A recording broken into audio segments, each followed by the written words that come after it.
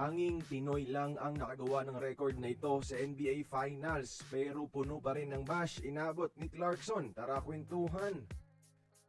At nagsimula na nga ang NBA Finals sa pagitan ng Knicks at Spurs mga idol. Nanakaw ng New York ang Game 1 sa San Antonio. At bagamat talo isa sa bumida sa Spurs ay ang Pinoy rookie na si Dylan Harper. First time niya sa finals at bilang isang rookie pa ha? Pero nagpakilala na kaagad, gumawa lang naman ng NBA record at history mga idol. Pagpasok pa lang ng Pinoy guard, ramdam na kaagad ang impact niya. Halos magkasunod na 8 straight points ang ginawa niya at isa pang tough layup para sa 10 points mga idol sa unang quarter. At ito ay isang NBA record na most points by a rookie in the first quarter in their NBA Finals debut mga idol. Yung sunod sa kanya mga matanda na, sina Kurt Rambis at si Tony Subers na may 8 points.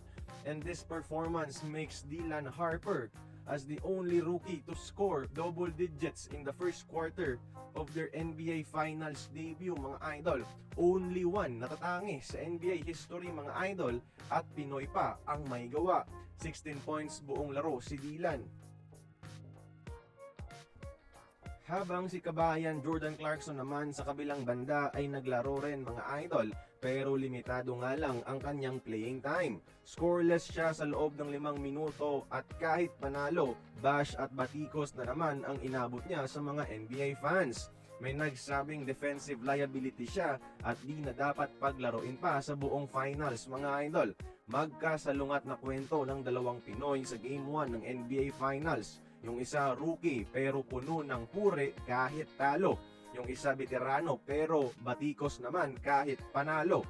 Pero tiwala lang mga idol no, puputok din yan si JC sa finals. Darating ang laro na silang dalawa ni Dylan ang magpapalitan ng puntos. Alam kong tiwala pa rin ang coaching staff ng Knicks kay JC. Kaya kayo mga idol, tiwala din ba kayo kay Clarkson ngayong finals?